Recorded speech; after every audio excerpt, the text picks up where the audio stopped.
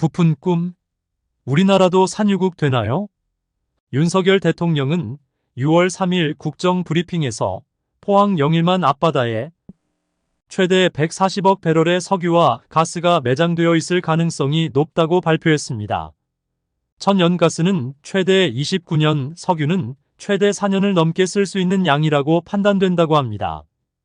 금색이 최대 석유 개발 사업으로 평가받는 남미 다이아나 광구의 110억 배럴보다도 많은 양입니다.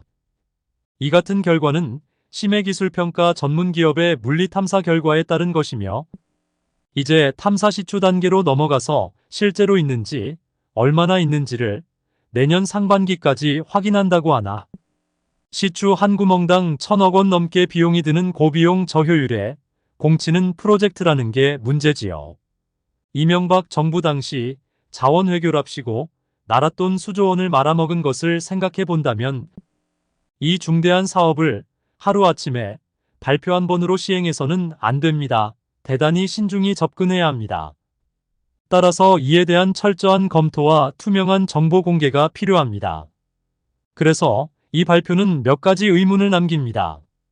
첫째, 이러한 주장은 과학적으로 검증되었는지, 그리고 이러한 프로젝트의 경제적 타당성은 어떠한지에 대한 의문입니다. 둘째, 이러한 자원 개발이 환경에 미칠 영향은 어떠한지, 이에 대한 대책은 있는지에 대한 의문입니다. 셋째, 이러한 발표가 정치적 목적을 위해 이루어진 것은 아닌지에 대한 의문입니다. 너무 뜬금없다 보니 혹시 어떤 세력들이 장난을 치는 건지, 이슈로 이슈 덮기를 질러보는 건지 몹시 의심이 갑니다. 이러한 의문들이 해결되지 않는 한 이 발표는 공수표에 지나지 않습니다. 아무리 짱구를 굴려서 편익과 비용을 따져봐도 이 사업은 도대체 이해가 안 되네요. 거꾸로만 질주하는 대통령입니다. 국제사회가 모두 친환경 에너지로 전환하는 시대에 유전 개발이라니. 김정숙 여사의 인도 방문이 특검 대상인가? 2018년 11월에 김 여사는 인도를 단독으로 방문하였는데 타지마할 관람이 논란거리가 되었네요.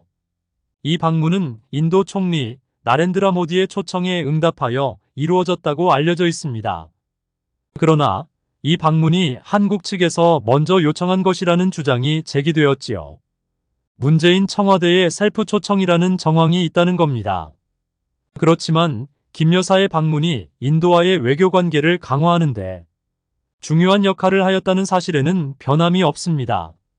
그러나 국민의힘은 김 여사가 전용기를 이용하여 수억 원의 국비를 낭비했다는 것과 기내식 비용이 6,292만 원이나 된다며 문제를 삼으면서 논란을 점점 키우고 있는 상황입니다. 물론 문제의 논란이 김건희 특검법 발의를 앞두고 다시 제기되었다는 점에서 맞불 놓기로 해석되기도 하는데요. 민주당에서는 김정숙 여사는 문재인 전 대통령의 부인으로서 국가 간의 관계를 강화하는 데 기여하는 국가대표의 역할을 수행할 수 있다는 의견이 많습니다. 또한 이는 공식적인 외교 행사로 기내식 비용은 외교 활동에 필요한 통상적인 비용으로 볼 수 있다는 주장입니다. 그러나 국민의힘은 기내식 비용이 1인당 평균 160만 원에 달하는 것은 상식적이지 않다는 주장입니다. 방문 비용은 국민의 세금이므로 국민의 경제적 어려움을 고려할 때 부적절하다는 주장인데, 그렇다면 작년 한 해 순방 비용 578억, 윤 대통령 부부의 해외 순방 지출 내역부터 투명하게 까야 되는 것이 순서가 아닐까요? 그런데 국민의힘 윤상현 의원은 김 여사의 인도 방문 논란을 포함한 각종 의혹을 다룰 김정숙 종합특검법을 국회에 제출할 예정이라고 합니다. 윤 의원은 검찰이 수사한다면 야당 탄압, 검찰공화국 프레임이 씌워질 것이라며 특검 도입이 진상규명을 위해서 더 좋다고 특검법 발의 배경을 밝혔습니다. 다만 성일종 총장은 모든 것을 특검으로 한다면 대한민국 검찰과 경찰이 왜 있어야 하냐며 수사를 하면 될 일이라고 결이 조금 달랐습니다. 그런데 영부인이 국가를 대표해서 순방 외교를 한 것을 무슨 범죄라도 되듯이 특검인이 수사니 하는 것은 사실상 정치 공세일 뿐입니다. 김 건희 주가 조작, 뇌물 의혹은 비교 대상도 안 되지요. 이러한 논란은 시기적으로 볼 때 워크숍을 끝낸 윤 정부 지원군들이 똘똘 뭉쳐서 김건희를 지키자는 소리로밖에 들리지 않습니다.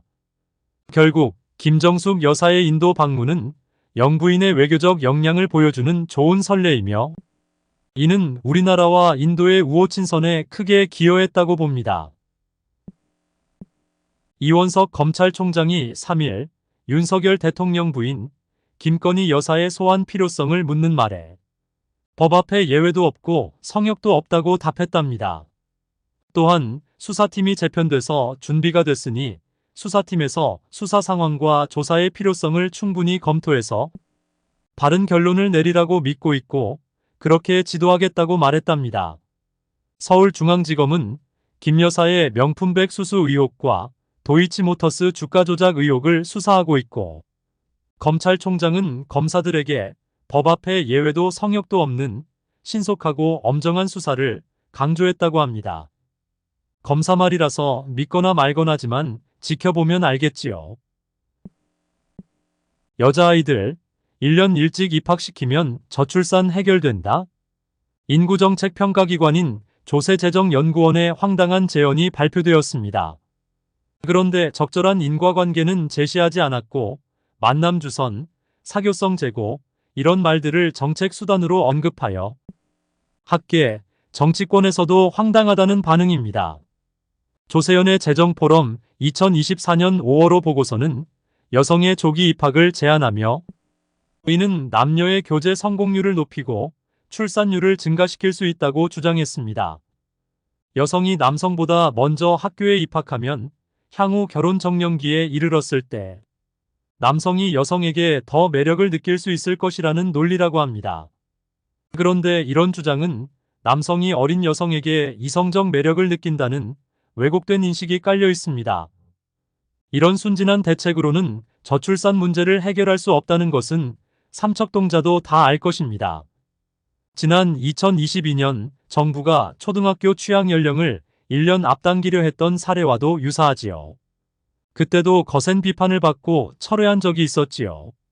결국 이 보고서는 충분한 연구와 논의도 없이 여성을 출산율 제고의 수단으로 보는 것으로 사회적 통념과 상식을 전혀 고려하지 못한 어이없는 유아기적 발상에 지나지 않습니다.